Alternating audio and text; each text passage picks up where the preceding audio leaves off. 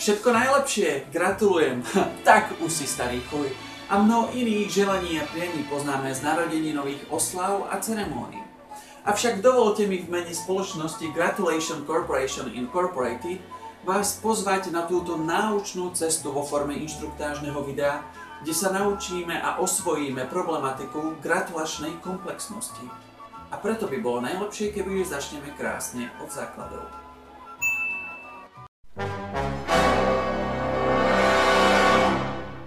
To, že máme narodeniny, zistíme na základe nášho občianskeho preukazu.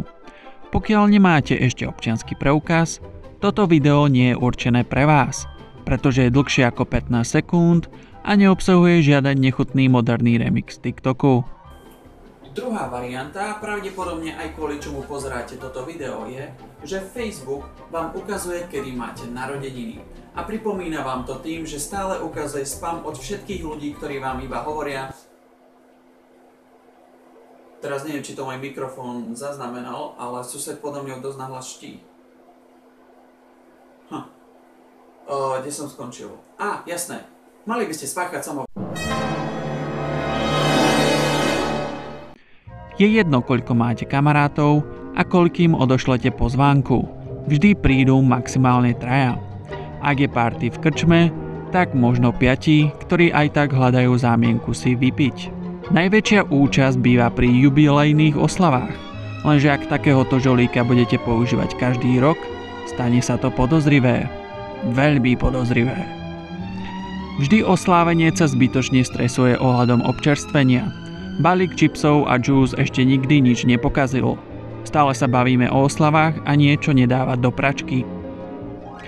Ak máte veľkú dilemu, či dané množstvo občerstvenia bude stačiť k všeobecnému občerstvu, povedzte hosťom, že viac papania už nemáte, pretože držíte dietu a cítite sa výborne.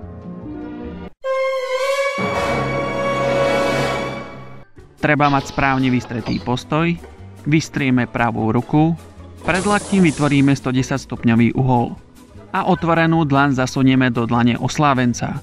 Potriaseme ňou, kým verbálne gratulujeme či vinšujeme dotyčnej osobe. Avšak treba si dávať pozor na tón, aby blahoželanie neznelo ako vyhrážka. Dúfam, že si užije svoj darček.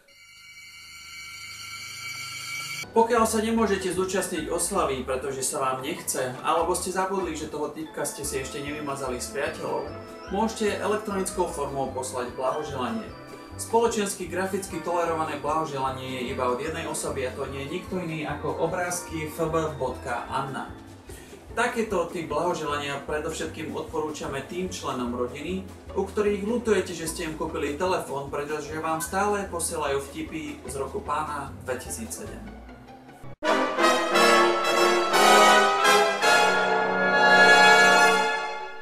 Najstarší trik od starých materí je obálka s peniazmi.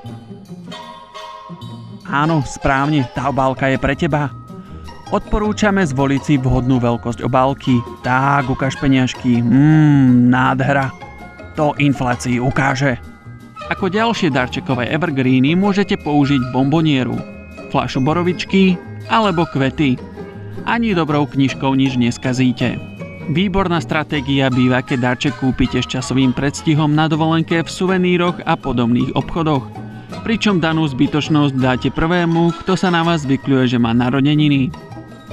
Posledný spôsob, ktorý preberieme, je trocha nešťastný, pretože zahŕňa hygienické balíčky ako darček.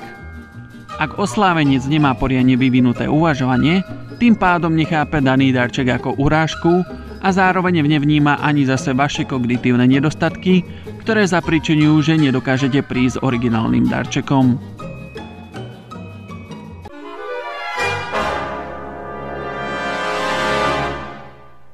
S meninami je to omnoho jednoduchšie ako s narodeninami, pretože okrem Slovenska nikto iný tento sviatok vôbec nehrotí. Takže ak vaše meno je medzi týmito 5 mužskými menami alebo týmito 5 ženskými menami, znamená to, že máte pravdepodobne prezývku, aby ste sa odlíšili od zvyšnej tretiny Slovenska. Avšak nepatríte do tejto elitnej skupiny, znamená to, že svoje meniny si musíte nájsť v tradičnom kalendári s pekným obrázkom. Tam si nájdete svoje meno, zapamätáte si svoj deň, pretože zvyšku Slovenska ste úplne ukradnutí. Gratulujeme! Práve ste si osvojili profesionálne postupy pri spoločenských oslavách, tak vstaňte a pogratulujte si. Danú techniku, ktorú sme sa naučili, môžete použiť aj pri týchto sviatkoch.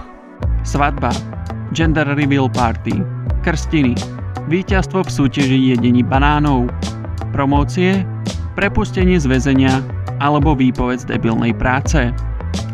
Tak dosť gratulovania gratulovačí.